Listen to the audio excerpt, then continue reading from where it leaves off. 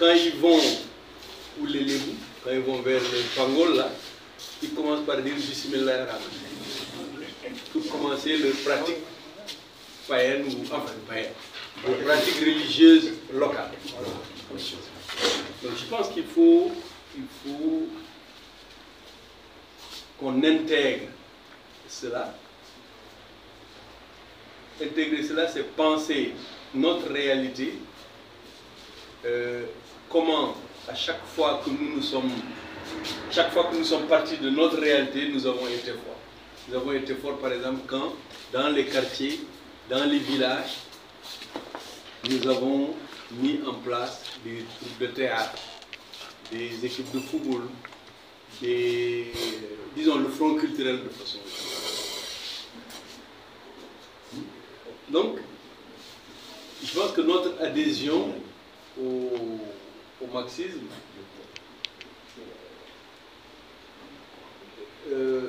n'a pas été accompagnée d'une réflexion sur nos propres réalités. Moi, c'est récemment que j'ai découvert, par exemple, comment on dit Dieu en poulard. Et Dieu sait que je parle très bien cette langue. Je découvre que nous avions notre Dieu, Guénon, que nous jurions par lui, que nous avons nos 7 serments, nous avons les 7 aspects, etc. Bien avant les règles édictées par Thierno Souleymane Baal. Thierno Souleymane Baal est parti des 7 serments du Poulard pour élaborer. Donc je pense que c'est important aujourd'hui qu'on jette un regard sur notre pratique. Ça n'enlève bien entendu en rien à notre générosité, à notre militantisme, à notre désir de placer l'humain au centre de nos préoccupations. C'est-à-dire qu'il ne faut pas aussi qu'on se foute des coups de couteau dans le cœur en disant on n'a strictement rien fait. Je ne pense pas. Je pense que c'est des questions qui méritent une réflexion. Et comme nous parlons de transmission, ceux qui prendront en charge la continuité de ce que nous avons fait pourront donc profiter par exemple, de cette lacune pour pouvoir avancer. Merci. Merci beaucoup. Ce qui est en train de se faire est une excellente initiative. Et les communications comme des panélistes, comme des discutants, nous ont appris énormément de choses et montrent en réalité, comme quelqu'un disait, le passé dans le présent. Et les explications, ou les tentatives d'explication, ou les hypothèses qui ont été avancées dans l'histoire de cette gauche, qui tendent un peu à expliquer la situation actuelle, vraiment pour montrer que pour réellement comprendre ce qui s'est passé, ce qui se passe aujourd'hui, il faut remonter quand même assez loin, et même très loin. Et sous ce rapport, franchement, le travail de mémoire, qui est aussi un travail d'histoire, est en train de nous apprendre énormément de choses, et je pense va nous permettre de mieux nous armer pour continuer le travail que nous sommes en train de faire dans la gauche. Il y a un ou deux aspects sur lesquels peut-être je vais intervenir. Le premier, c'est la question, je dirais, entre guillemets, pour faire simple, du front culturel, qui intègre toutes les dimensions, religieuses, je dis artistiques, etc. Et parce qu'en partie, je l'ai vécu, comme vous tous d'ailleurs. Comme Malé a dit, dans la période de 76, je pense 79, il y a eu un travail de liaison aux masses qui a été initié. Je ne reviendrai pas sur cette histoire, mais qui en partie, je dirais, nous a formatés ou a grandement contribué à notre formation. Donc, qu'est-ce qui fait que ce travail a été interrompu? Bon, je pense que nous aurons l'occasion d'approfondir cette question. Mais ce que j'ai constaté dans ce travail, bon, ça c'est surtout un travail de recherche que j'essaie de faire depuis quand même plusieurs années. C'est la dimension, je dirais, comme quelqu'un le dirait, de passion et d'affect joyeux que ce travail a permis.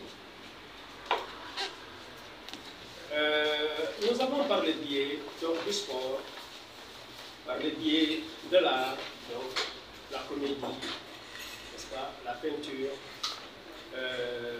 la poésie, etc.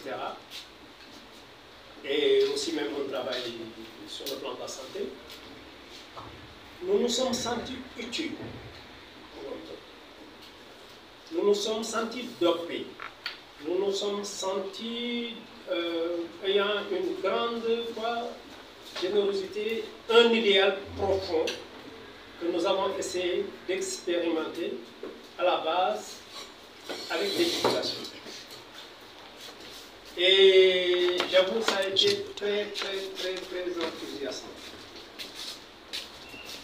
Et ça a permis, évidemment, particulièrement l'organisation qui a l'EMLX, de développer son organisation, qui en 3 ans a connu en tout cas un élargissement très important de sa base. Ce n'est pas l'expérience du PAI, ce n'est pas l'expérience de la LD.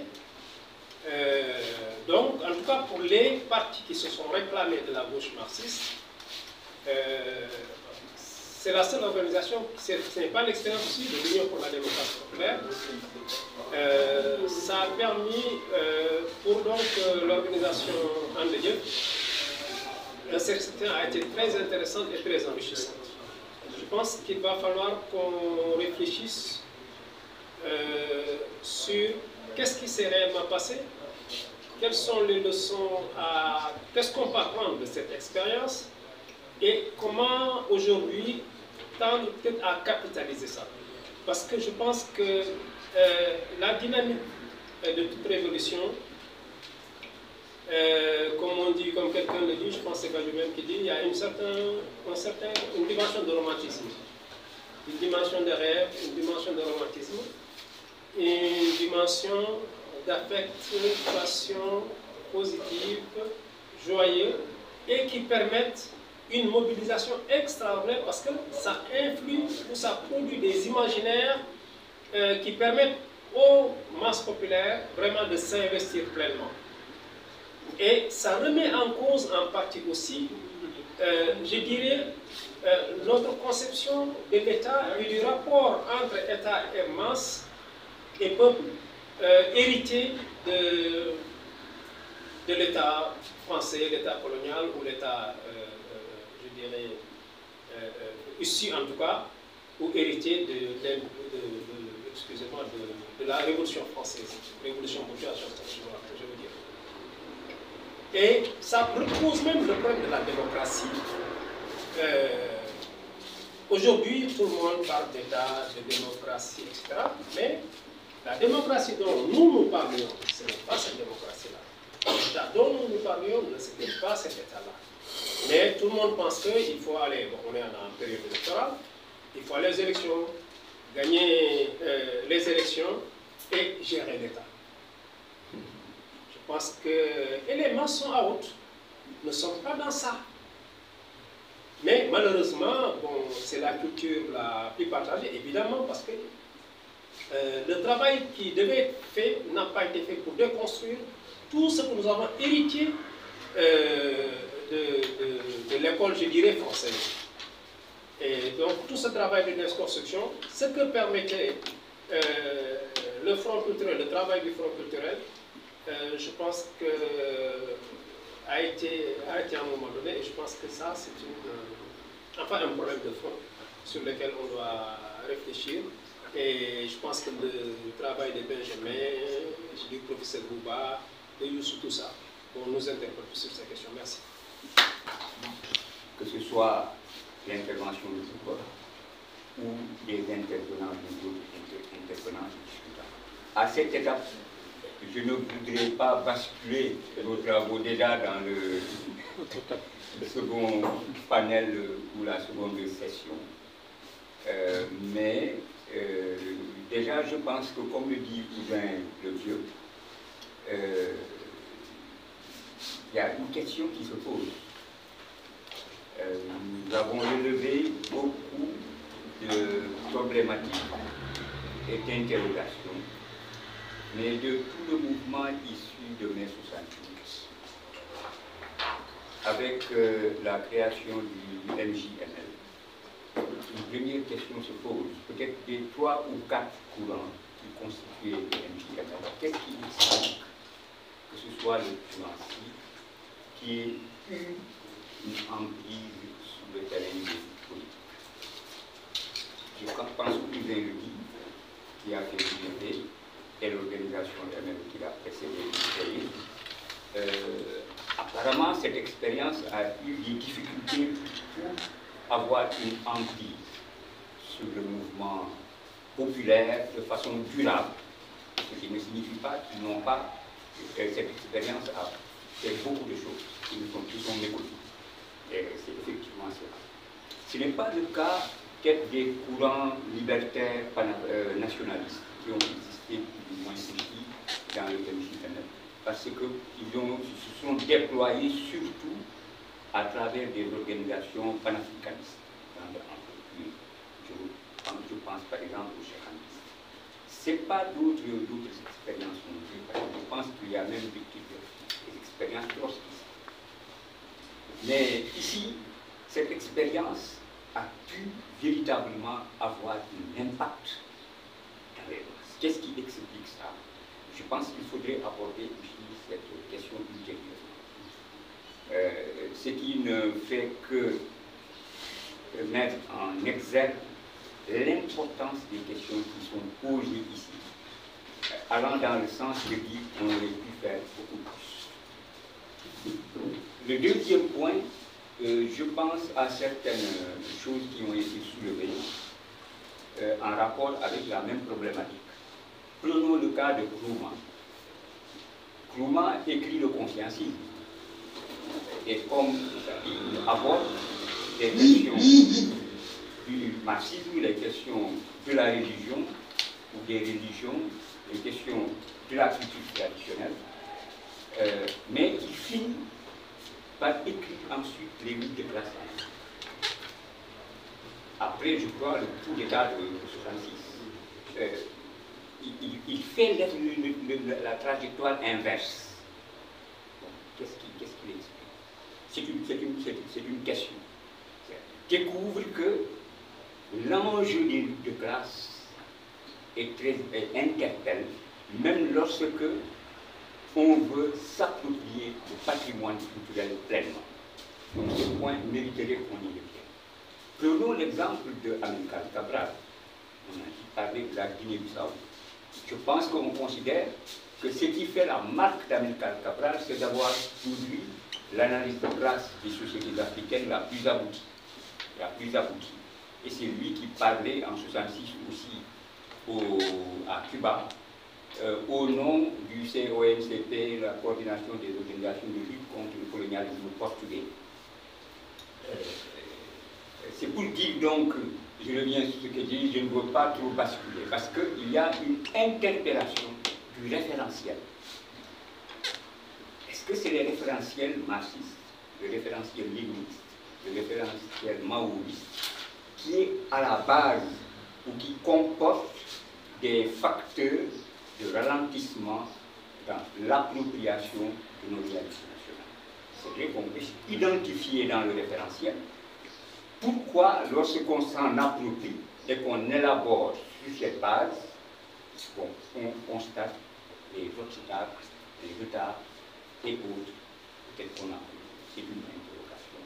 Voilà, je ne veux pas trop m'appesantir sur ça, mais je termine en disant que vraiment les camarades, sur le thème appropriation culturelle, on ne pouvait pas, à mon avis, avoir plus que ce qui a été dit ici. C'est une extrême richesse et on ne pouvait pas en attendre moins de la part des camarades qui ont fait. Bon, moi je voudrais, à la suite des camarades, vraiment féliciter nos panélistes, aussi bien les intervenants que les discutants. Je crois que des questions extrêmement importantes ont été posées et il va falloir peut-être prendre le temps vraiment de tout ruminer et peut-être d'en tirer, comme dit l'autre, la substantifique moelle. Mais en attendant, il y a deux questions que je voudrais adresser. La première, elle s'adresse un peu à Bouba, parce qu'il nous a parlé du modèle islamo-wolof. Ça semble être un acquis. Et beaucoup d'intellectuels, d'historiens, pour ne pas les citer, développent ce concept-là. Mais je veux qu'on clarifie davantage, parce que est-ce que notre modèle n'est pas plus islamo-franco-wolof?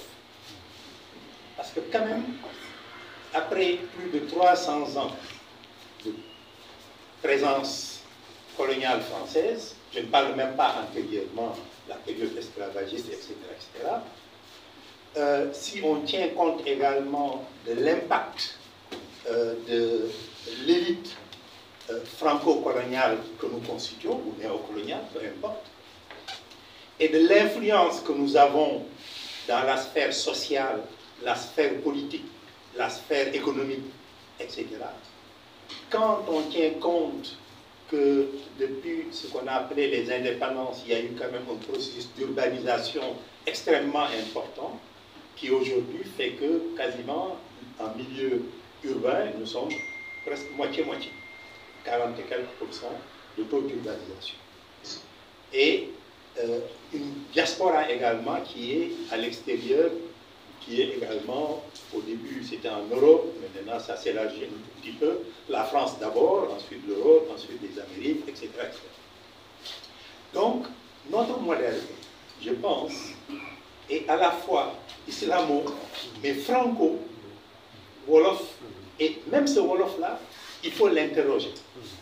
Parce que quand même, les interactions et les interpénétrations font que si la culture wolof continue d'être dominante, au point que, il y a quelques années, avant 2000, certains développaient même la stratégie du pays utile pour prendre le pouvoir, on s'est rendu compte qu'en 2012, ce n'était plus évident. Donc, je pense qu'il faut revenir vraiment sur cette problématique.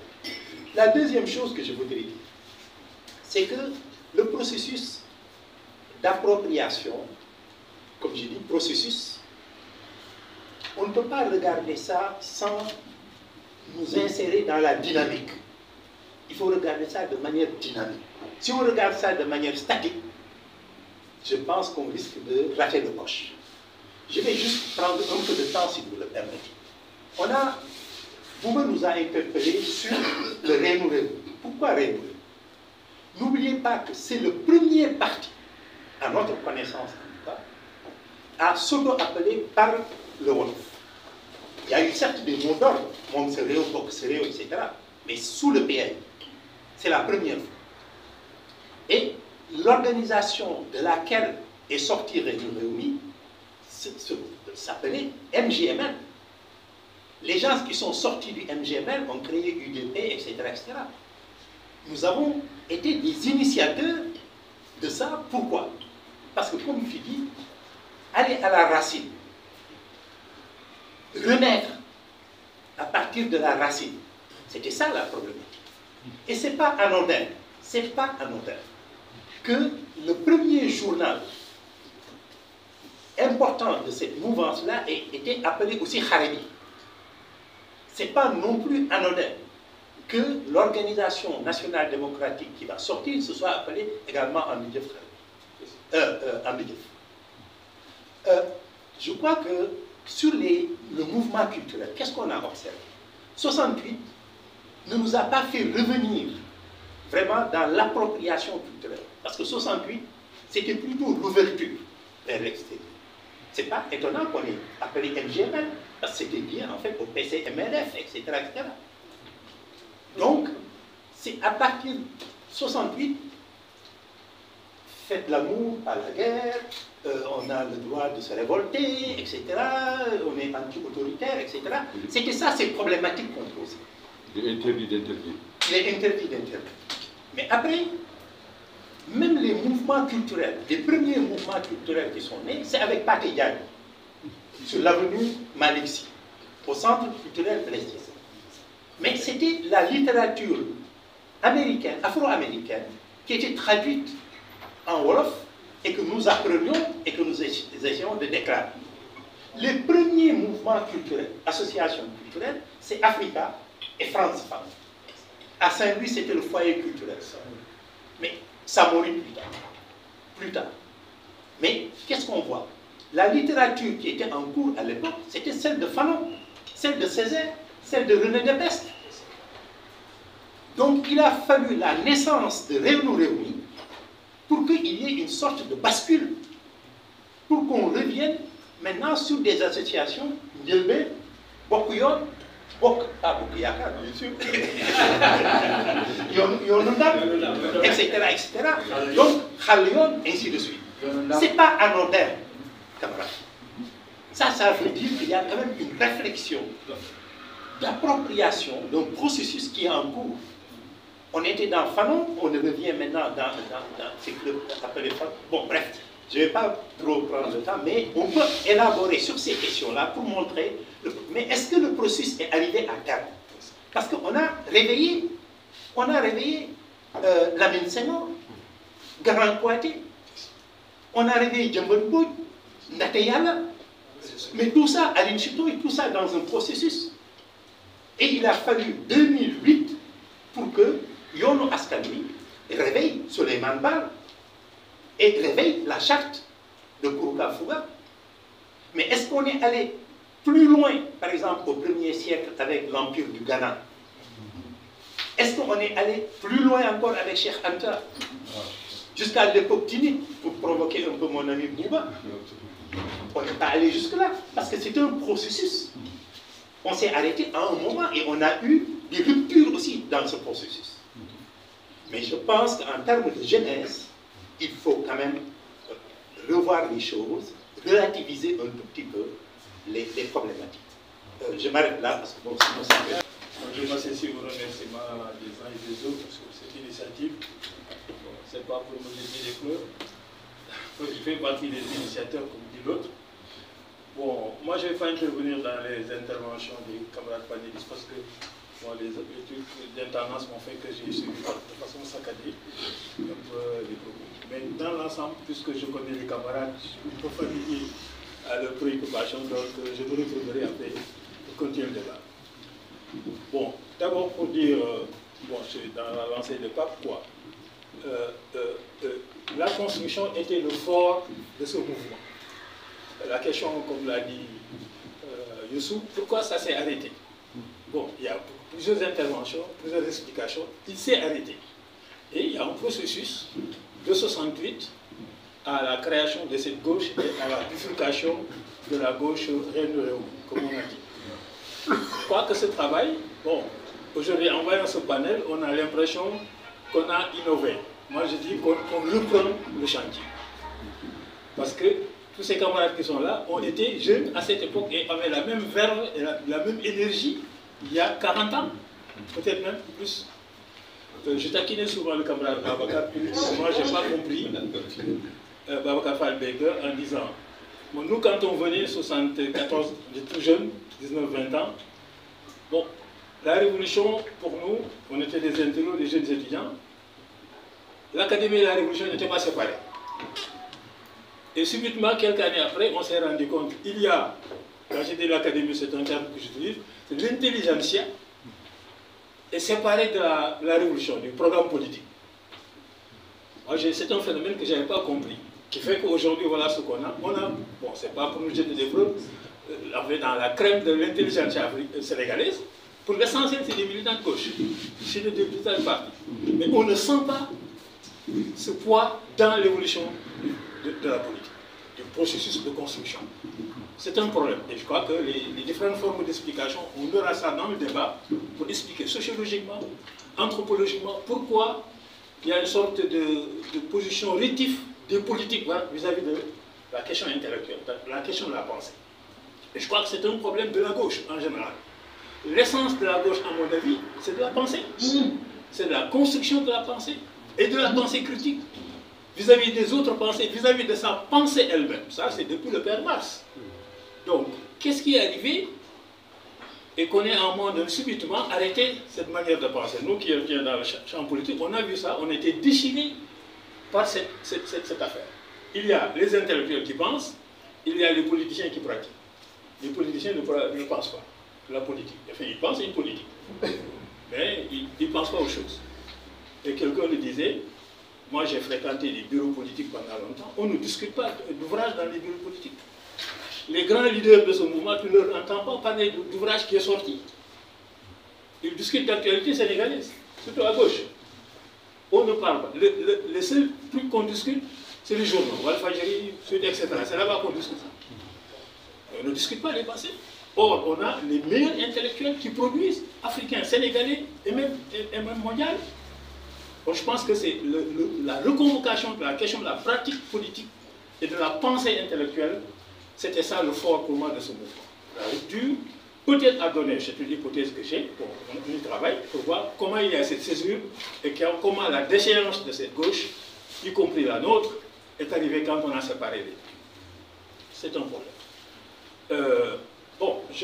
Le deuxième problème, parce que je n'ai pas voulu entrer dans le débat sur l'islamo-wolovisme, je crois qu'on reviendra sur ça, et la question philosophique de la religion et des sociétés. Je crois que c'est amorcé. Je crois qu'on aura le temps, le chantier de Tcherno, pendant une année, va permettre de creuser ces affaires et je crois que les interventions l'ont donné. Mais le dernier point sur lequel Papa est intervenu, c'est la question des noms, numismatiques, des noms. Renouréoui, c'est vrai. Le PAI, quand il est né, il s'appelait Parti africain de l'indépendance. C'est pas traduit en Wolof, l'acronyme. J'ai taquiné des camarades, je disais, mais prenons le cas Mao, on était des Maoïstes. En Chine, le premier parti qui avait nationaliste s'appelle le Kuomintang. Je dis oui, mais comment s'appelle le Parti communiste chinois? Personne ne sait. On dit, comme tu dis, français, c'est écrit Parti communiste chinois, c'est du français. Mais comment le chinois comprend le Parti communiste? Ça existe. C'est du Kuomintang. Chez les communistes, chez les Chinois, le Kuomintang, c'est le communisme. Et nous, on a fait le même travail. La question du communisme, le camarade Bouvel a tenté des expressions. Lan mooy communisme mbokkaat ñi bëgg a bokk ñi bëgg a séddoo ñi bëggul akimo ñi bëggul jawe ñi bëggul dajale. Si on ne construit pas dans ça, mais on ne construit pas une conscience politique de masse. Et comme il dit Pape, c'est francisé. Nous parlons, nous concevons en français les concepts. Et je taquine même nos camarades du RND, bon, avec notre comment dirais-je, cher Ante, je dis mais le parti ne s'appelle pas, et en français, on dit Rassemblement National Démocratique, c'est pas un mot wolof, c'est le chantre, mais le parti ne s'appelle pas comme ça. Alors qu'en Afrique du Sud, au Ponto Musuese, ça veut dire quelque chose. Ok? Comment les Sud-Africains conçoivent l'ANC? C'est en anglais, mais comment ils le conçoivent? Comment la pratique politique, la conscience des représentations se fait dans les langues?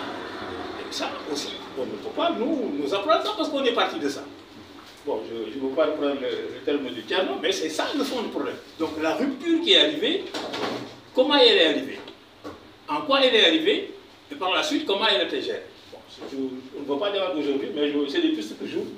Et voilà, merci beaucoup. Alors, le instant, il y a une question, ça va pas. Donc, dans le histoire sur un exemple concret de l'appropriation. Yen bonoka ni yen medoy ni sen khala yen na rangale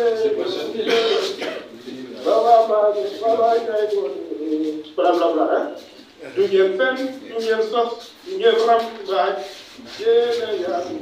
yéen a yëwal c'est le cas de la population ñu ngi doon woy ñu doon taalis di liggéey te sa liggéey ba la ca war loolu nga ne nekk di jaam kon boo ku dul jaam rafet sa gis waaye yow sa ñax di suur te sa gën a tuur boroo sax sa fit moom et cetera donc réappropriation am na lu am solo loo xam ne def nañ ko ci muy ci dans toutes les langues nationales waxuma la rek aussi des grandes figures yoo xam ne kenn xamu leen woon diñ ci génne leen génne seen jëf seen jaar-jaar surtout que ñu tuddee ñaam politique ak yu mel noonu macha allah donc damay wax rek ni am na luy yéeme loo xam ne jot nañ ci liggéey moo tax waruñ ko bàyyi mu demee noonu quoi loolu moo tax d'ailleurs ñu taxawal am benn initiative boo xam taxawal nañ ko lu ñu tuddee front culturel 2.0 ça fait partie des initiatives yu ñu jël pour lu nga xam ne moom lañ fi jëloon def bu bañ a baax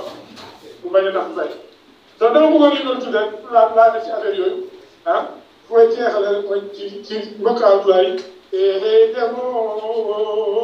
demo sawodiren de kaɓe dañdewude ko nden gandata undama ede idi e ne wawi. Thank you, merci.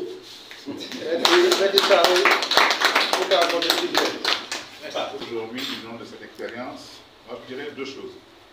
La première, en fait, c'est que nous n'avons pas réellement, en fait, résolu la question de l'articulation entre les tâches culturelles et les tâches politiques. Quand je parle de tâches politiques, je parle de tâches politiques au sens, disons, de tâches révolutionnaires, de projets de société politique s'appuyant sur un corpus culturel.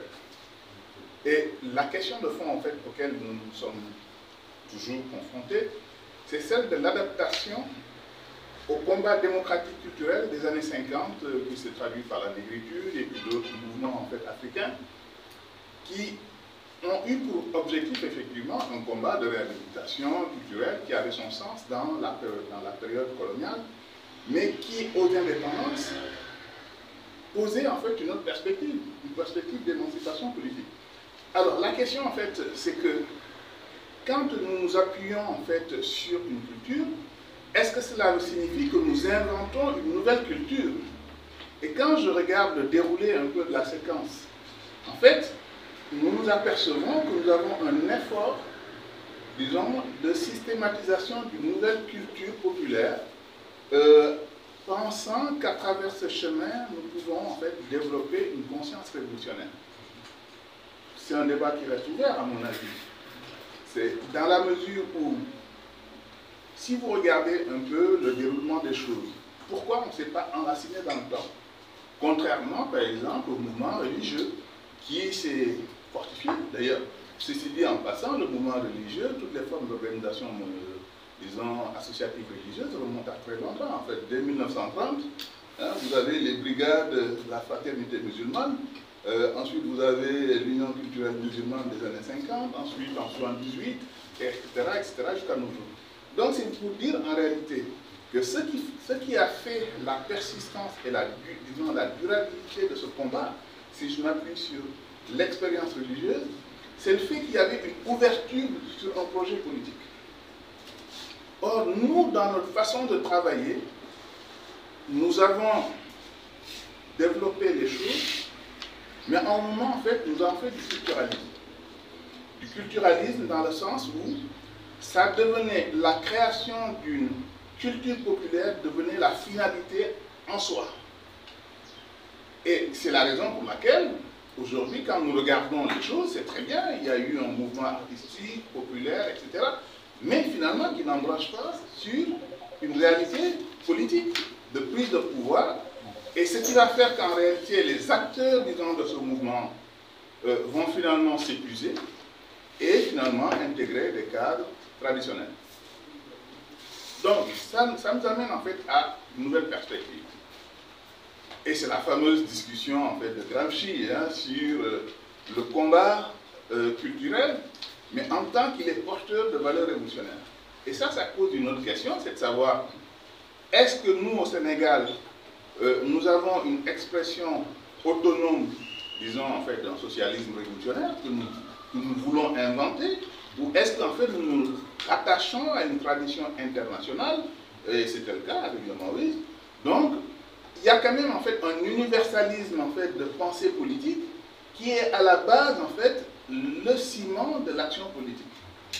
Et tout ce qui, d'ailleurs, c'est ce qui va faire en fait un peu la discussion sur la question de savoir est-ce qu'eux, ils se réclament toujours du marxisme avec tout ce qui s'ensuit comme préjugé, athéisme, acculturation. Et c'est en tentant de répondre un peu à tout cela qu'on a développé le fameux concept de la ligne de masse. Hein, adaptation au niveau en fait, culturel des masses, mais pour les amener en fait, à aller plus loin que l'embrigadement en fait, de la société bourgeoise de l'époque. Donc, je crois qu'aujourd'hui, si nous devons tirer un peu la leçon de cette expérience, nous pouvons nous satisfaire d'une chose, c'est que nous avons créé les conditions d'une pré-émergence, en fait, d'une prise de conscience politique. La pré-émergence. Maintenant, il aurait fallu la consolider sur une tactique révolutionnaire, articuler les tâches démocratiques aux tâches révolutionnaires, pour pouvoir, en fait, avoir une durabilité dans le temps, créer une nouvelle émergence qui s'enracine certes au contact de la culture, mais qui ne fait pas de la culture traditionnelle une finalité, parce qu'en réalité, il y a beaucoup de choses à dire sur la culture traditionnelle. Hein. Si nous regardons l'organisation de nos sociétés féodales, elles étaient éminemment antidémocratiques, autoritaires, avec des exclusions en fait, sociales que nous n'avons jamais en fait, développées.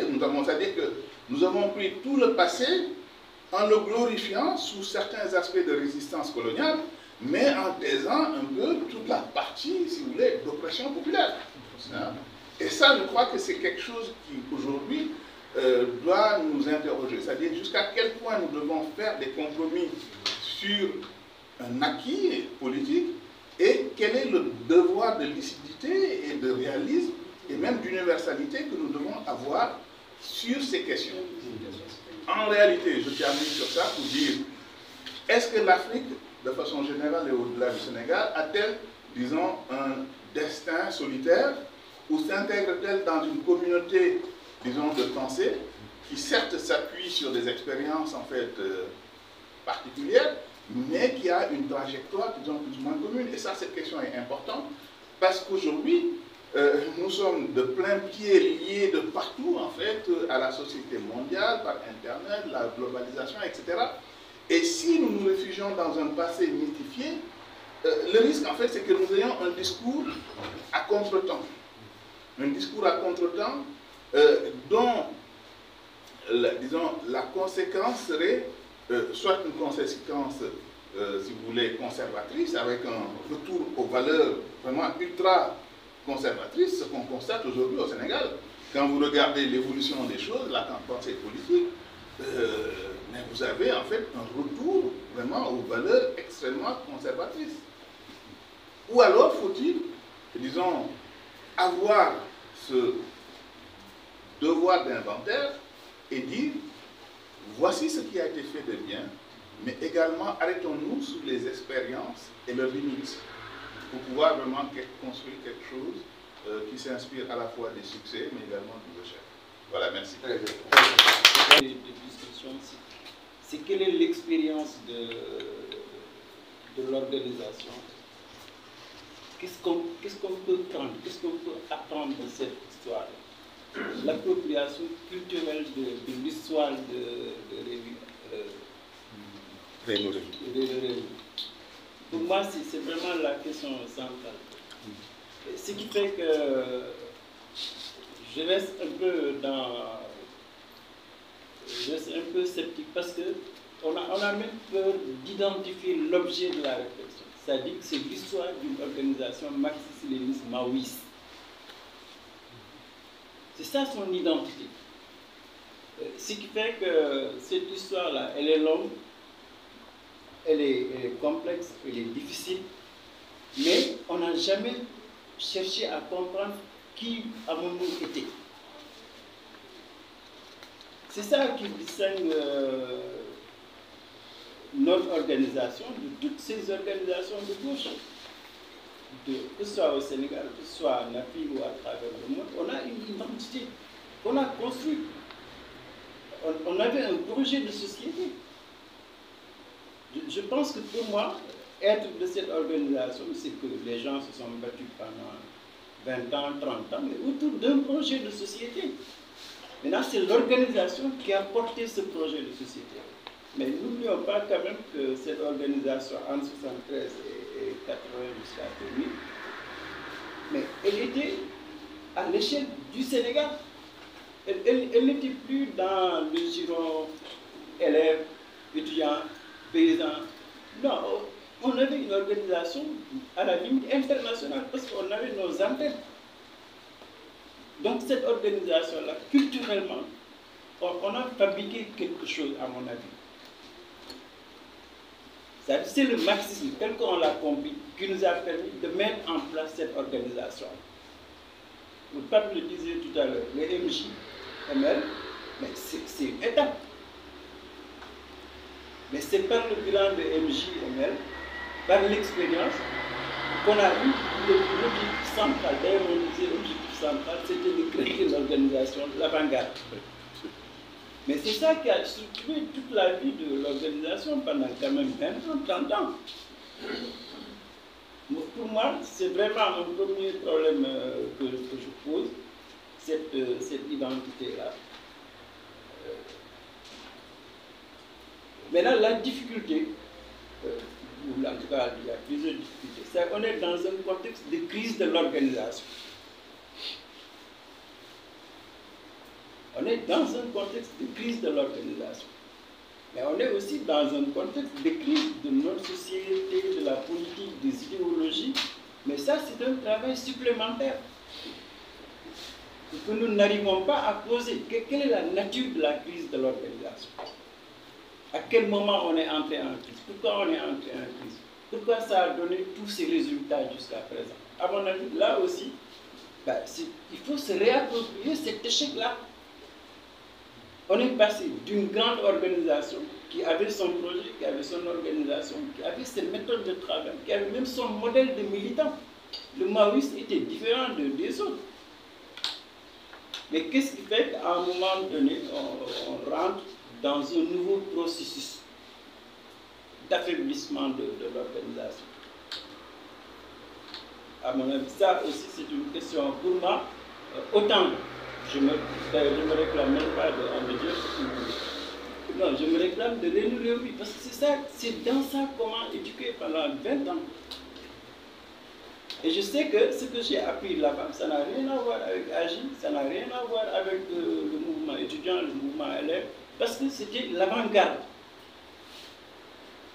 Et je crois que vraiment, j'aimerais bien que les gens se réapproprient cette histoire, mais qu'on se réapproprie maintenant la difficulté de l'analyse de la crise. Les thématiques que Bargan a développées, que Bouba a développées, que Benjamin a développé. C'est ça la crise. L'État. Les identités culturelles. La rupture entre l'organisation et la Casamance. Je prends l'exemple de Casamance. Moi, je n'ai jamais été d'accord avec les gens qui disaient que le MFDC Non, le MFDC, ça a été une période de crise sérieuse de notre perception de la lutte politique. Donc pour moi, cette étape-là, il faut quand même que les gens qui veulent continuer le travail de réflexion, de transmission, mais qu'ils essaient de comprendre qu'est-ce qui s'est passé. Bon, mais là, il y a l'autre difficulté, bon, c'est certain. Pour moi, la relation entre notre organisation et les religieux, franchement, élèves, étudiants, travailleurs, ce que j'ai appris de l'organisation, c'est que la religion a été utilisée par le pouvoir politique. C'est ça la bataille que X a menée. C'est l'utilisation de la religion à des buts politiques. Mais on n'a jamais mené la lutte contre les croyances. Jamais. En tout cas, moi, par expérience, je ne l'ai jamais. Maintenant, qu'on devienne athée, bon, ça arrive. Mais quand tu regardes de près, les gens qui étaient dans les dieux, bon, il ne se posait pas la question de Dieu. Hein. Non, il se posait une question politique, une question morale, une question éthique.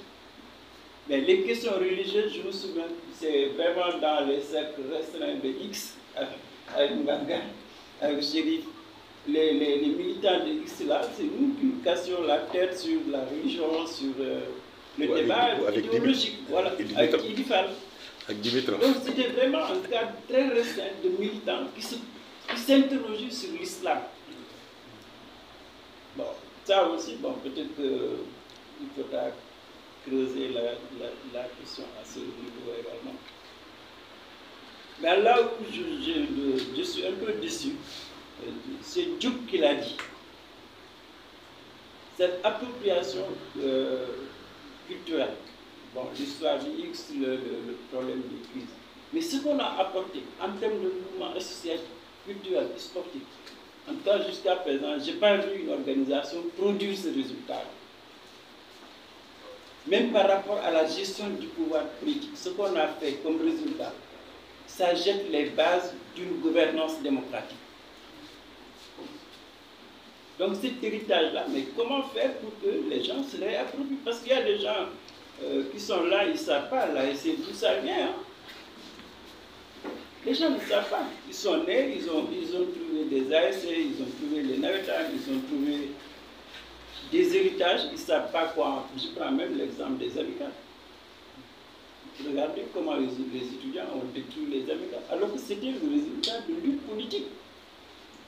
Donc pour moi, les héritages sportifs, culturels, vraiment ça, il faudrait quand même connaître ce devoir. On a parlé du front culturel, qui est un exemple, je crois, unique dans l'espace sous-régional. Comment vendre ce résultat du front culturel? Donc comment le vulgariser? Je crois que ça, c'est une question de réappropriation. Bon. Ben, je voulais terminer sur un point qui me tient à cœur, sur l'appropriation culturelle. C'est le côté du militantisme et des valeurs. La force du mouvement Maoï, c'est l'engagement. Moi, je me rappelle, hein, des gens, ils passaient 3 séances, 5 séances par jour. Les gens se réunissaient tous les jours.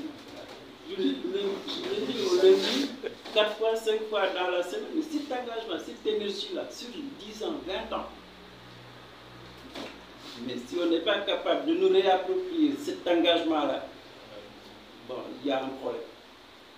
Moi, vraiment, l'engagement, on a une expérience extraordinaire en matière d'engagement. Bon, l'autre aspect, c'est les valeurs. La force du mouvement maoïste, je crois que aussi, bon, indépendamment du marxisme de la nation, mais c'était les valeurs.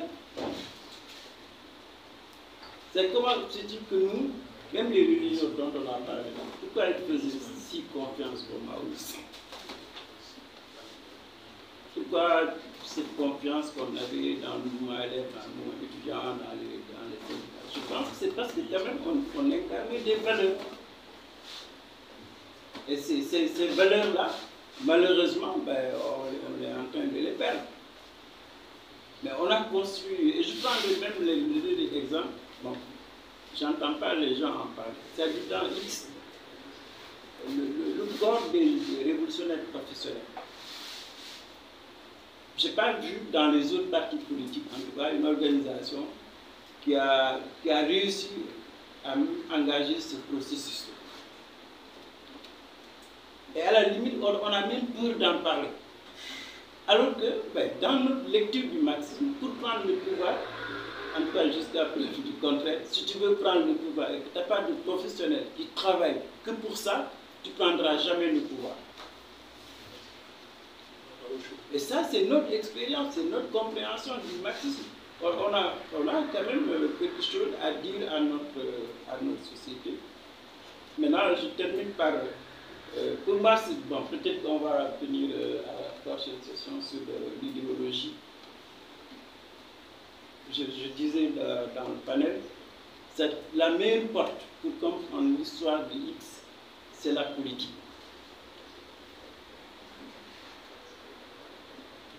Moi, je trouve extraordinaire cette porte-là. C'est pas l'idéologie marxiste. Non, non. C'était des gens qui avaient une perception claire de la réalité, qui s'engageaient, qui avaient un objectif. C'est à cette vision politique-là. C'est parce que, en fait, je persiste à croire, c'est parce qu'on a perdu cette orientation-là qu'on a connu les problèmes que nous connaissons. Mais tant qu'on avait notre livre, nos objectifs, nos méthodes de travail, on a réussi. Mais dès qu'on est descendu, bon, on a commencé à avoir des problèmes que nous connaissons. Merci. Télégraphique, parce qu'il y a tellement de questions. Il faut réagir par rapport aux questions directement posées, mais aussi à l'intervention des camarades. Des fois un grain de sel. Je commencerai par là où Albert a terminé. Albert, tu sais, le PAI avait aussi ses professionnels. Hein. Moi, j'ai évoqué ce problème parce que je suis né dans une famille où, vous voyez bien, il y avait certains qui étaient du PAI, d'autres qui étaient du FRA. Il y a un certain nombre de choses qu'on a eu à faire, le PAI, et je crois que Youssou a raison de dire que la démarcation et l'évitement, ça nous a coûté très cher. Parce qu'on n'a pas tenu compte des fois de l'expérience des autres. Bon, je le dis, comme l'organisation des clandestines, je me rappelle en France, moi j'ai fait partie de ceux qui ont les premiers documents du RND là, qui sont arrivés, qu'on faisait sous forme de Renéo là. Je faisais partie, j'aidais les camarades du RND, on était tous ensemble à la MAF, mais il y avait des gens qui étaient RND, d'autres qui étaient donc du courant. Donc c'était assez compliqué, ce problème. Et vraiment, Youssou a raison, on n'a pas tenu compte de ça. Ablaïli, Cheikh Anta, on n'en a pas tenu compte. Je me rappelle les camarades Ablaï Dien, Cheikh Nian. Quand ils venaient, moi je les aidais hein, pour faire le Sigi là, avant que ça. Donc les lignes n'étaient pas très claires. Mais bon, on faisait comme si nous régnions next à nous. Bon, donc ça, et même. Dans la geste, c'était très compliqué. Dans la geste clandestine, je crois qu'il y avait ce qu'on appelait nous les situationnistes, il y avait ce qu'on appelait les anarcho-désirants. Donc, alors que le milieu dans lequel on était très complexe.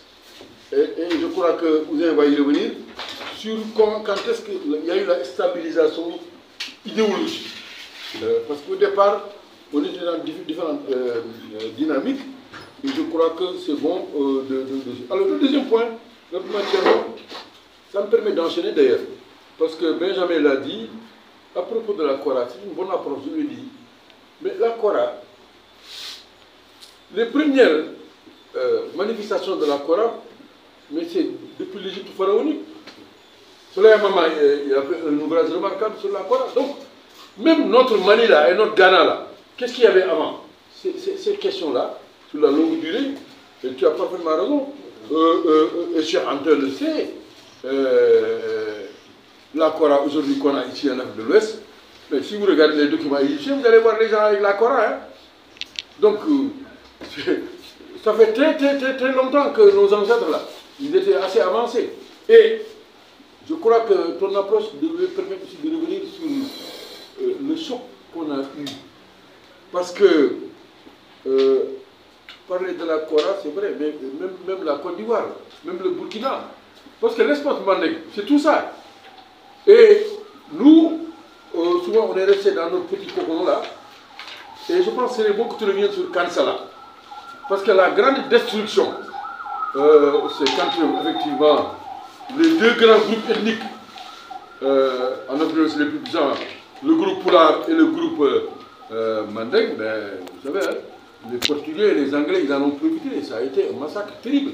La bataille de Kansala, jusqu'à présent, ça a laissé des séquelles, et je pense que c'est bon de l'avoir dit. Et comment les artistes ont... Et ces prêts-là, il faudra les penser, sinon hein, il va y avoir des problèmes. Si vous regardez, moi, j'ai suivi, parce que pendant très longtemps, avec mon ami Yorosila, on a fait des enquêtes sur l'Afrique de l'Ouest. J'étais frappé de voir que les deux groupes qui, du point de vue de la structuration, mais Les Mandingues, ils avaient même inventé une nouvelle forme d'écriture, le Nko. Aujourd'hui, et le groupe Poula également, et quand on a fait un certain nombre de pays, on a que ces deux groupes sont structurés et échangent beaucoup. Mes amis Poula de temps en temps, mais le Poula Goula, ils développent. Donc, ces débats-là, il faut les avoir, sinon, effectivement, on va avoir quelques difficultés d'unifier les peuples africains. Donc, c'est bon, merci de l'avoir posé.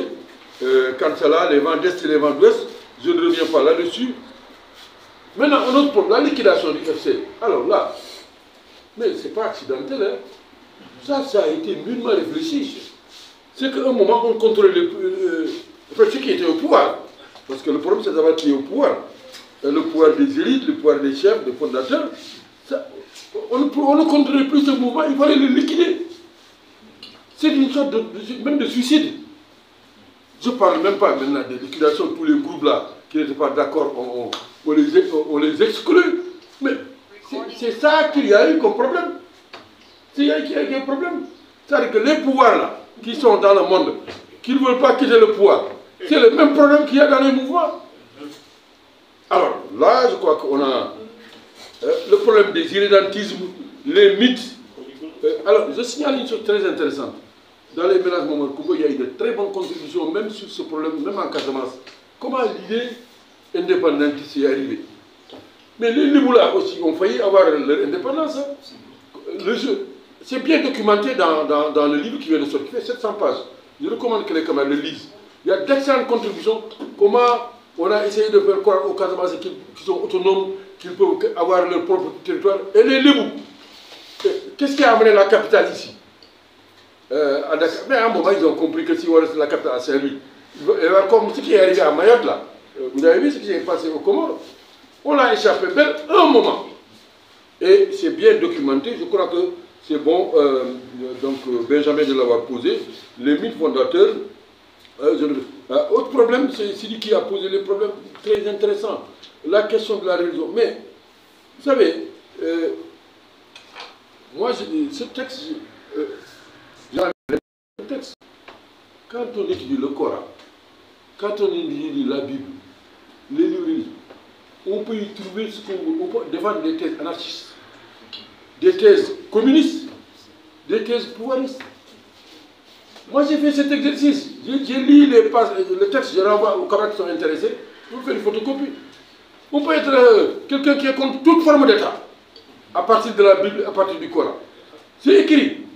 Donc, quelle analyse on a des textes? Bon, ça, c'est un débat. Malheureusement, effectivement, on aurait dû en parler. On n'a pas discuté. Même l'Afrique, hein, vous savez, l'Égypte pharaonique, les premières expressions du monothéisme, c'est en Égypte. Akhenaton, il a dit qu'il ne croit pas aux différents clergés là. Notre frère del Pathé était contre Akhenaton. Il me dit, Akhenaton, il a détruit tous les autres temples, c'était pas bien. Je me dis que Pathé, mais c'était l'évolution. À un moment, il y a eu des Africains qui ont pensé qu'il y a une seule divinité. Et à un moment, donc, ce débat sur Moïse, il faut lire le texte de Freud, excellent. L'homme Moïse, pour comprendre tout cela. Et je crois que ce que les camarades ont dit à propos de Kourouma, c'est intéressant, mais personne n'a parlé de Mamadou Dia.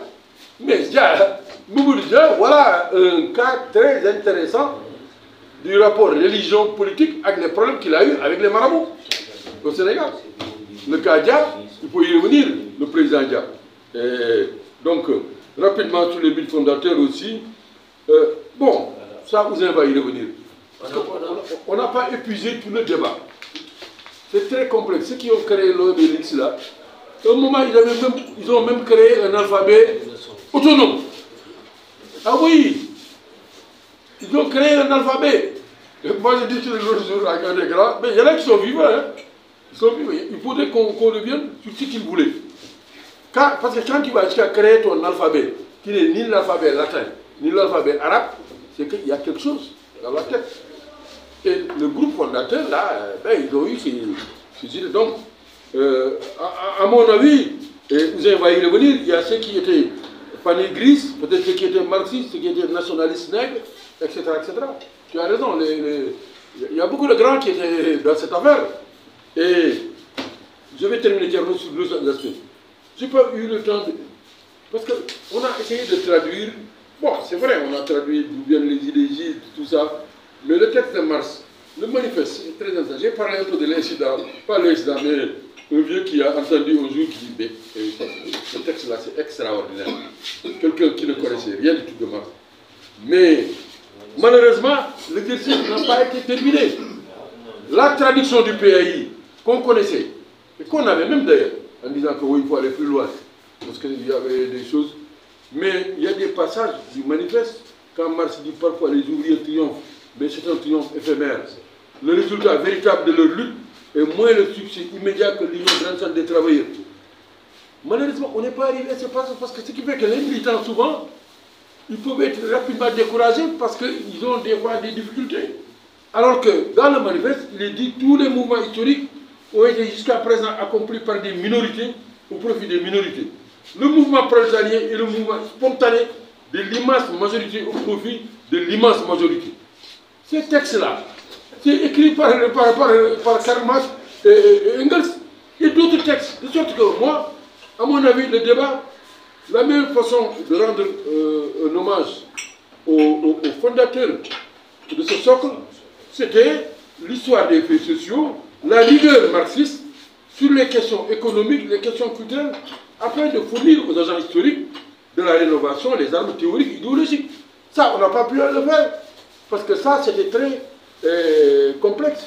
Alors, ce qui fait que moi, je ne suis pas surpris que les camarades retournent dans la religion, ce qui au départ, mais Staline. Il y a l'autre mouvement inverse. C'est des gens qui n'étaient pas marxistes, qui étaient des prêtres, ou bien qui deviennent marxistes. À la fin, ils deviennent des marxistes très dangereux, dogmatiques.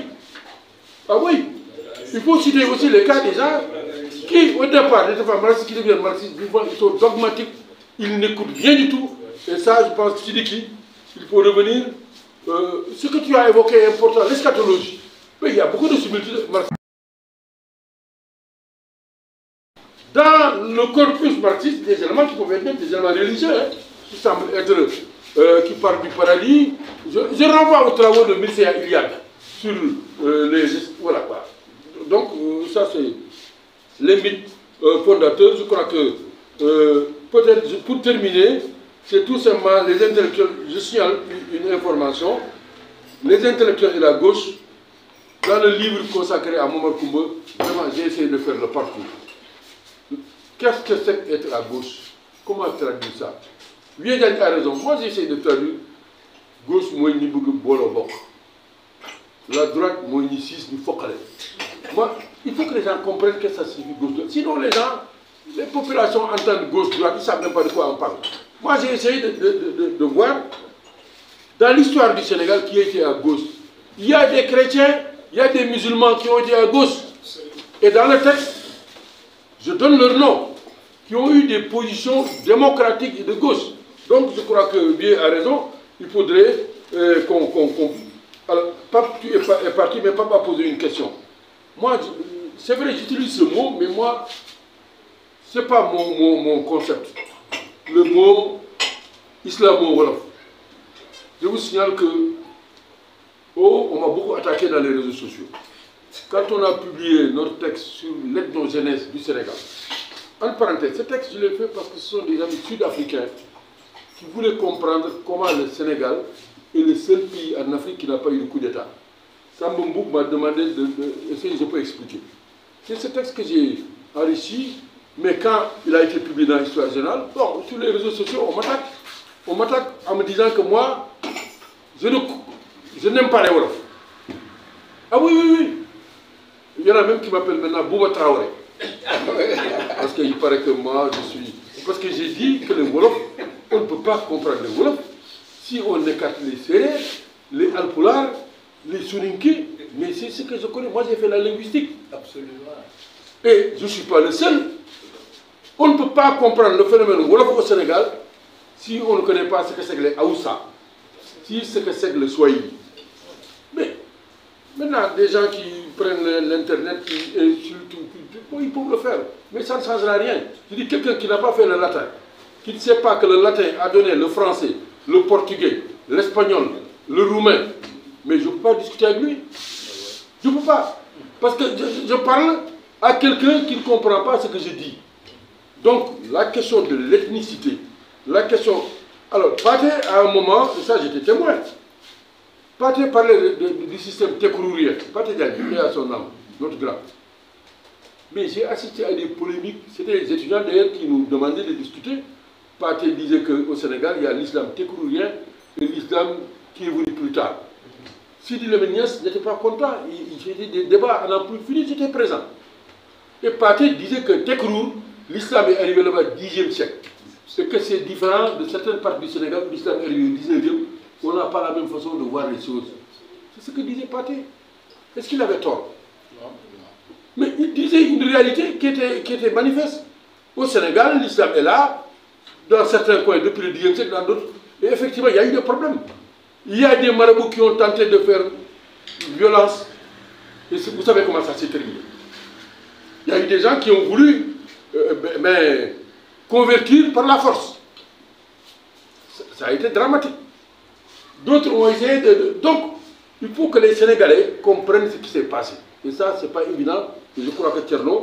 et le phénomène est actuellement en train de se passer. Le Cameroun, il y a quelques mois, à l'université de Dakar, j'ai vu un colloque très intéressant où un ami camerounais disait que mais au Cameroun, on est en train d'avoir une langue qui n'est ni le français ni l'anglais, qui est une langue créée par les jeunes. Et si on ne fait pas attention, parce que oui, la société crée des dynamiques nouvelles pour faire face à un problème. Parce qu'il y a l'anglophone, le francophone, et aujourd'hui, ce mouvement-là, en tout cas, moi je préfère parler du modèle singanéen, parce que Sénégal, pour moi, c'est l'étymologie donnée par le doyen Saliou Kani, je crois, ça vient de Singana, ça n'a rien à voir avec Sénégal, c'est le pays qui se trouve dans le sud, dans le cadre de l'Empire du Ghana, et on a un problème, parce que même dans ces empires, ce qu'on appelle le Sénégal aujourd'hui a eu tout le temps des problèmes.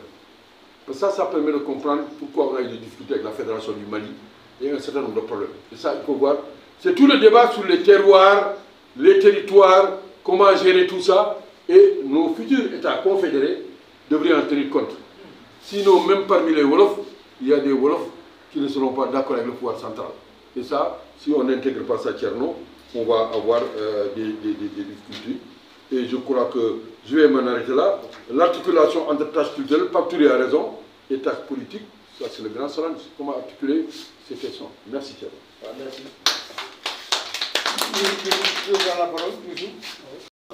Parce que tout ce qu'on a discuté aujourd'hui, on l'a fait un peu dans le sens d'une mémoire politique à transmettre. Mais en réalité, et au fond des choses, nous touchons le problème qui est au cœur des enjeux de l'humanité. C'est au cœur. Et ce problème, c'est l'enjeu de la culture. Il y a quelques années, bien avant que le monde ne soit transformé par la mondialisation, les technologies, les mobilités, tout ça, le marché universel, Samir Amin avait dit que les choses allaient évoluer vers des affirmations identitaires, culturelles, religieuses. En analysant le capital au niveau international, comme lui, ce n'était pas un économiste voilà, pur, c'était en fait, il a une dimension anthropologique, les ethnies, les nations, tout ça, il a beaucoup travaillé sur le plan culturel. C'est un aspect de sa pensée que nous devons regarder à nouveau. Il disait que on va vers des affirmations identitaires, culturelles, religieuses. C'est qu'il a dit, qui a étudié la mondialisation des décennies après, a dit que la situation du monde, la pluralité culturelle du monde est telle que les grandes configurations d'idées dans le monde vont être obligées de négocier avec les pouvoirs locaux, avec les réalités locales.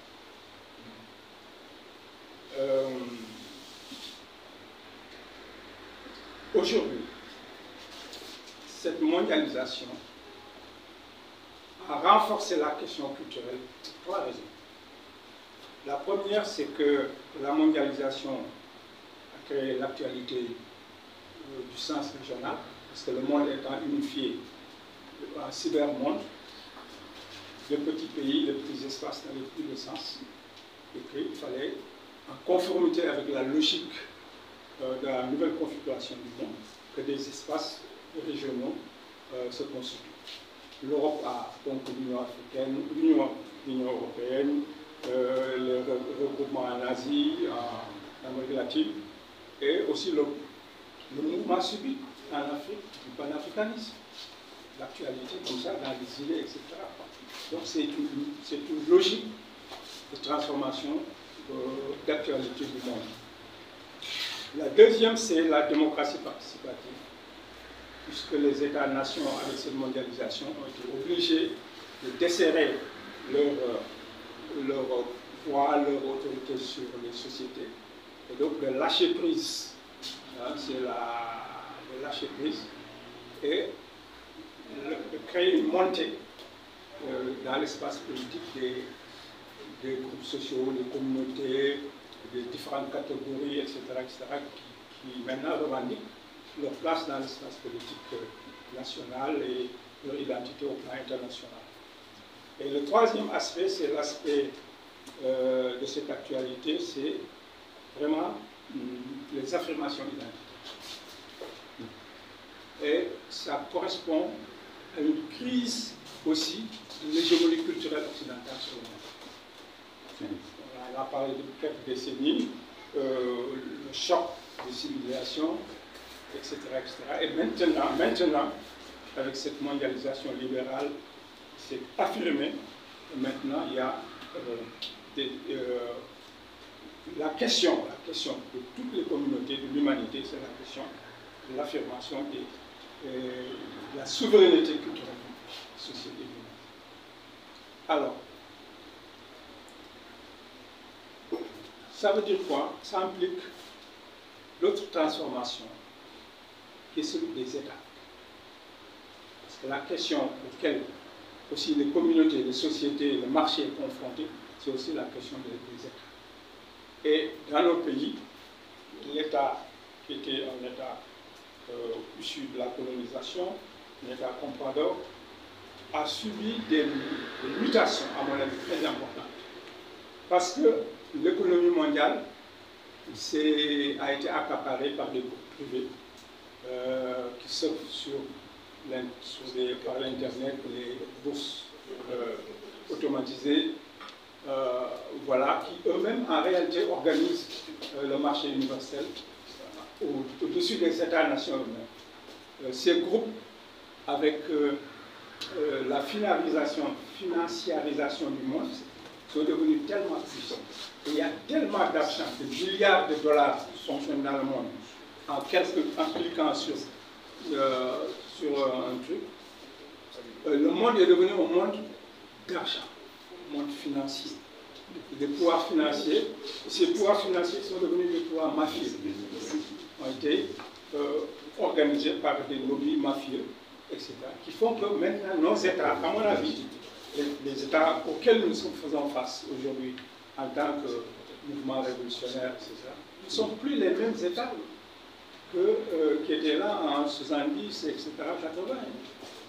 On a en face de nous des États qui sont contrôlés, les républiques sont contrôlées maintenant à l'intérieur par des groupes mafieux hégémonistes qui utilisent comme mode de gestion la corruption par l'argent et la violence répressive. Donc, c'est les nouvelles réalités auxquelles aujourd'hui nous sommes. Le troisième enjeu, c'est la question du leadership. Quatrième, c'est la question du leadership. la crise du monde, c'est aussi une crise de leadership. Vous le voyez aujourd'hui, même les grandes puissances, un affaissement presque du niveau du statut du dirigeant politique dans le monde. Il n'y a plus de chef d'État, de personnalité politique. Non, ça n'existe plus. Voilà en face de nous, en France, partout, etc. au Sénégal. Des gens tout à fait ordinaires, mais des gens de réseau qui marchent sur la chambre, qui sont prêts à tuer pour conserver les intérêts des petits. Donc la stratégie révolutionnaire devient totalement différente. Totalement différente. Et il faut donc inventer pour faire face à ces États, pour faire face aux forces internationales et au pouvoir de l'achat. La corruption. Donc le leadership devient important. Dans nos pays, on a eu des leaderships qui ont émergé à la colonisation, et c'est le leadership religieux musulman. Les cheikhs ont pu comprendre les contradictions de la société, vaincus par la colonisation, dispersés, affamés, etc., désarticulés, et ils ont su créer un système de recomposition de communautés, sur la base d'abord de la sainteté. Donc une société à désagrégation a besoin de références de pureté, et ces gens-là le représentent. Ils ont mis l'accent sur le travail communautaire, la restructuration autour des villages communs, et sur la sociabilité. Ils ont profité des opportunités économiques, comme la culture archivière, etc. Ils sont développés, sont des leaders. Donc nos organisations doivent les considérer de ce point de vue-là, et non pas comme une féodalité, etc. C'est tout à fait autre chose. Il y a un système de redistribution extraordinaire entre les marabouts et leur qualité, une sociabilité, une accessibilité, etc., une communication directe, etc., qui font qu'il y a ça. Donc c'est une réalité de leadership religieux dans nos pays. Il faut composer avec. L'autre leadership, c'est le leadership politique, mafieux aujourd'hui, qui intègre même, comme l'a dit Bobo tout à l'heure, des éléments de la gauche, de l'extrême gauche. L'extrême gauche qui a rallié le système politique mafieux et criminel. D'après ce que... Dans ce cas, il reste toujours de la gauche? Non, ils ne sont plus. Ils sont devenus des gangsters. D'après ce que Faye a dit, il a dit une chose extrêmement importante sur la question de la Korah et tout ça. Pour revenir à ces questions de civilisation. La Korah, c'est un symbole. Il a dit tout ce que comprend ce symbole. Mais la Korah, c'est aussi le musicien, l'artiste, l'homme, l'acteur. C'est l'artisan professionnel. Et ça renvoie au rôle joué par les artisans, producteurs, les artistes, dans la création et l'épanouissement des civilisations de l'Afrique. Et ces artisans, l'artisanat, il y avait la métallurgie du fer, donc ce n'est pas seulement les musiciens, mais c'est également les forgerons, les bijoutiers, les tisserands, les sculpteurs, etc. C'est cette catégorie de leaders producteurs.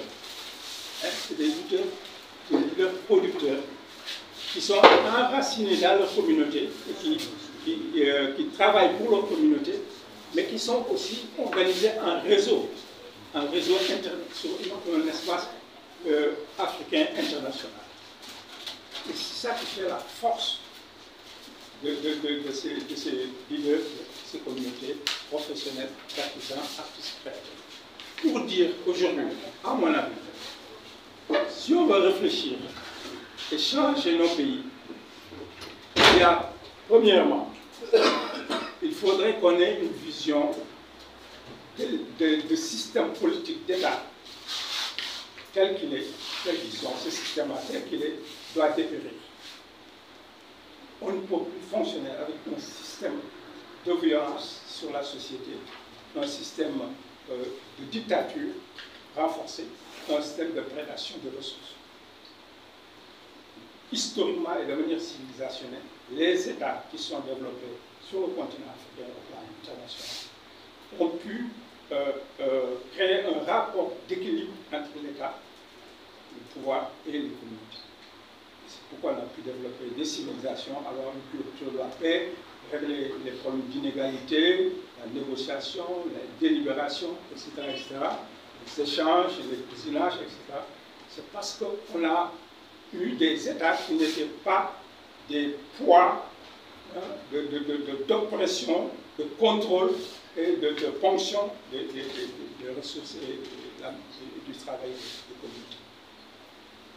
Et c'était des États qui créaient la civilisation, qui créaient la culture. Parce que les artisans, les catégories d'artisans, d'artistes, etc., étaient sur le plan international en réseau organisé. Il y avait des apprentissages d'un point à l'autre de l'Afrique. Les gens se déplaçaient vers des maîtres qui étaient sur plusieurs pays, etc. Et c'est ça, à ça il faut revenir aujourd'hui.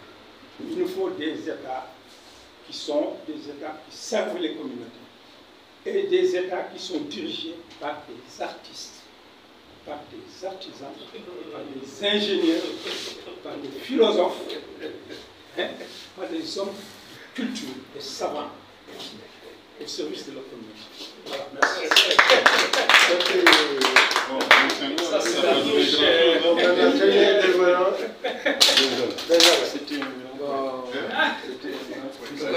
Oui, mais tu as bien vu là où on est là. Oui, merci beaucoup. Je ne vais pas revenir sur des points sectoriels ou en tout cas très importants dans tout ce qu'on a dit. Et je vais dire quelque chose de global. Je pense que l'exercice que nous faisons aujourd'hui a bien sa place. Ça, c'est le moins qu'on puisse dire. Parce qu'on est dans des dynamiques très confuses. Ça a été rappelé. Dynamiques dans lesquelles les acteurs politiques, politiciens, dirions-nous, pour être scientifiques, monopolisent, comme ça a été démontré, tout. Tout. Alors que, quelle que soit leur qualité, ce sont des acteurs qui sont enfermés dans des cycles courts. Ça veut dire c'est 7 ans, c'est 10 ans, c'est 15 ans, c'est 20 ans, tout ce qu'on veut, une génération. Ce sont des cycles courts, du point de vue de la pensée, de la science et des perspectives civilisationnelles. Alors, il est clair que les gens qui pensent, qui veulent que les choses avancent, ne peuvent pas être à la remorque, ni en esclavage d'appareil. Ce n'est pas possible. Les fonctions intellectuelles, on sait ce que c'est l'ouverture critique, perspective, etc. Histoire. Mais que là, que tout soit monopolisé par le politicien conceptualisé scientifique, ça nous mène à la catastrophe telle que celui. Alors que les constructions politiques, au sens global, prospectives, telles que rappelées tout à l'heure, ressources globales, historiques, etc., et prospectives de l'humanité, considère ces acteurs comme des acteurs du jour, d'un jour.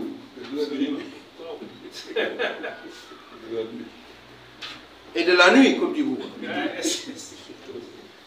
Donc, c'est là où vraiment ces mémoriels sont importants pour nous, pour la société et pour l'Afrique, pour remettre les choses, les temps de construction, de pensée, les enjeux dans les différents cycles et le temps, pour qu'on soit plus tolérant entre nous, qu'on ait été du pouvoir ou pas, qu'on ait eu des erreurs, oui, des fautes collectives, oui, de la gauche, des fautes individuelles, parce que chacun a son poste de responsabilité, des fautes d'appareil, oui, mais dans la longue construction civilisationnelle, de la perspective communiste, des perspectives religieuses, si nous remontons les choses en place, sous réserve des crimes, parce que les crimes de sang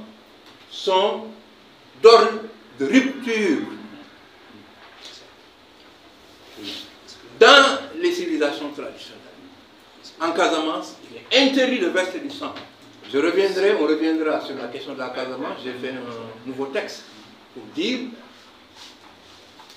qu'on ne serait pas arrivé là à 40 ans de cette question si on avait utilisé les mécanismes culturels. Le texte est fini, on le partagera dans les autres sections. J'avais fait des textes politiques il y a 15 ans, mais voilà, je mettrai ça en discussion. Donc moi, ça permet de clarifier en fait par rapport voilà, à tout cet horizon, en fait les positionnements que doit prendre le citoyen, le politique, les chercheurs, les idéologues, chacun ses fonctions et son temps, articulés et différenciés. Merci beaucoup. Voilà, donc merci. Vous avez pas la parole? Non, pas une parole. Je vais rappeler que parmi les conditions, je pense qu'il faut noter, peut-être qu'il est absent, peut-être qu'il faut noter la contribution de Ali. C'est Mohamed. Je crois l'initiative. Oui. Donc, je pense qu'on a fait le tour de la question. Bon, vraiment, cette séance-là a été une excellente séance. On a écouté des contributions de qualité. Donc voilà les intervenants. Les discutants aussi ont enrichi le débat. Donc félicitations au groupe de Pape Sow et à Abidjan. Le travail que nous faisons est un travail extrêmement important. Nous voulons transmettre notre héritage donc, à la nouvelle génération. Mais je pense qu'il y a une question à laquelle on doit trouver une réponse. Pourquoi avons-nous échoué par échec dans le fait d'avoir pas atteint nos objectifs? Donc le moment après, rien ne réouvre. Notre critique doit être radicale. On doit aller à la racine des choses. Moi, je me pose des questions. Est-ce que notre échec n'était pas inscrit? Et YouTube a posé, oui, il n'est pas inscrit. Ah, oui. Parce que l'échec est actuel. Non, notre échec, on avait un problème. On n'a pas réussi à traiter ce problème. Ça ne veut pas dire qu'on a tout est mauvais. Il y a des problèmes des questions.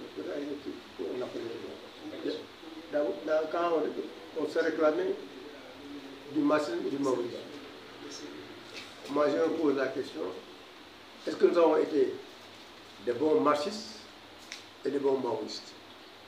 Il y a une autre question là, parce que comme on a initié, donc on a commencé le débat, il faudra donc poursuivre le débat. Et aller au fond des choses. Je pense que c'est ça qui va servir la nouvelle génération. Pour la prochaine séance est prévue le 7 octobre. Encore une fois, donc merci donc, à tout le monde. Merci aussi donc, à la dame donc,